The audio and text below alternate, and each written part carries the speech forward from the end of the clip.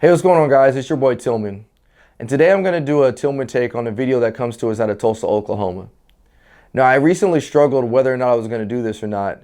And the only reason why is because as a police officer and having 3 kids and having a wife, I recognize that, again, going back to the video post I made last week, this could be me. This could be that officer in this situation.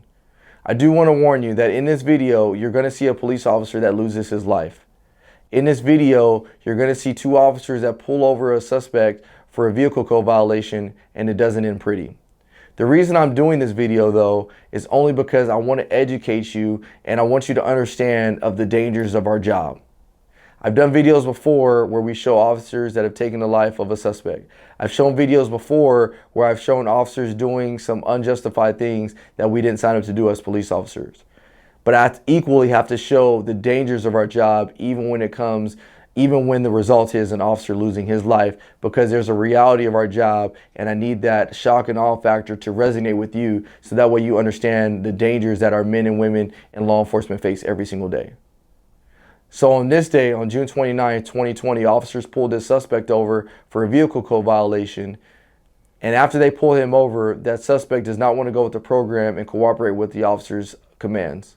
Let's take a look and see what happens next. Get out of the car. Don't have insurance. I do have a license and I do have insurance. David, step out of the car. I do have it. Let me look for it then. David, get out of the car and I will find it. No, y'all, this is my car, y'all. Taser! Right. I'm gonna hit him. Are you ready? Ready? Just fucking Get out of the car! fuck you, dude. Oh. I will spray you again. Okay. Get on the ground. Get on the ground. Get on the ground now. On the ground! Please stop. Stop. Stop. Please. Get out of the fucking car. You got him. What the fuck? All right, so as you guys can see after watching this video, on June 29th, officers conducted a traffic stop on this vehicle for expired registration and a few other vehicle code violations. Once this happened, they start talking to the suspect for a few minutes, and they ultimately try to get him out of the car. Now you can see the suspect is not coming out of the car. As a matter of fact, I think they asked this guy over 40-some times to come out of the vehicle, and he denied coming out of that vehicle. There's an officer at one point in time that actually approaches on the passenger side and threatens to tase him. And he clearly says, hey, look, I'm not going to shoot you. I'm going to tase you if you don't come out of the vehicle. Now, why do I bring that important point up?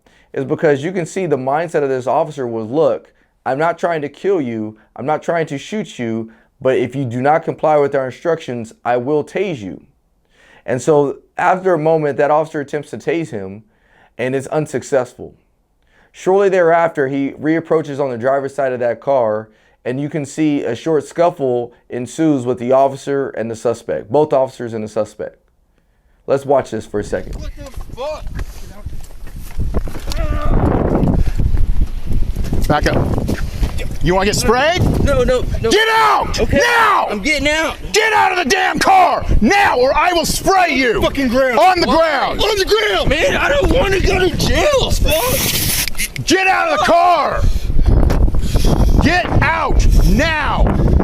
I will spray you again. You have to realize the reason I want to touch on this side or this part of the video again is because there are many people that have said in other videos, well, how come a police officer just can't wrestle this person to the ground? How come a police officer can't grab a hold of him and gain control of him so that way he can't go in the vehicle? Well, I've been in many scuffles before on the side of the road, and you got to realize that when adrenaline is up, both for me and the suspect, people are able to accomplish things that they wouldn't be able to do without that adrenaline.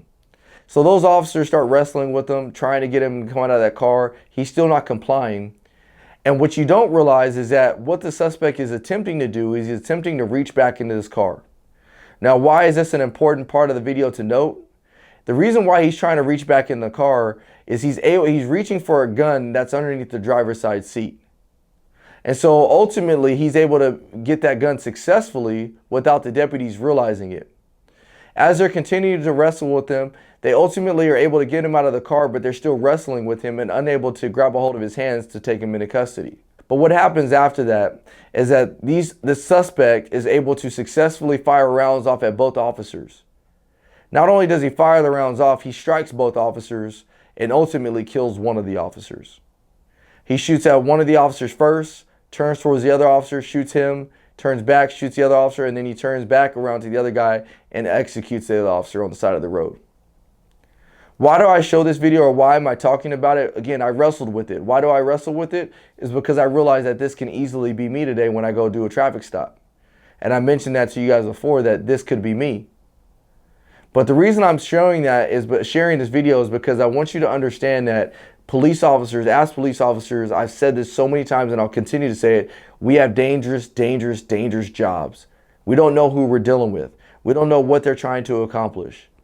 There's a reason why we don't want people going back into vehicles. There's a reason we don't want people reaching in vehicles. There are reasons why officers may choose to use deadly force before they actually see a person grab that lethal weapon. There's a reason they do it, because they don't want it to end like this. Sadly, this case ended in the death of an officer. Now, I want you guys to realize that, like I've always said it before, there's not one life that's more important than the other. But this one, yes, I am biased.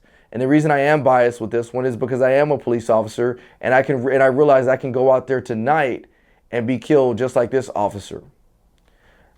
Officers, we need to train to be the best we can be. We need to train so that way we can make it home safely to our families, but we also need to train so that way we can try to preserve human life in the scope of our duty whenever possible.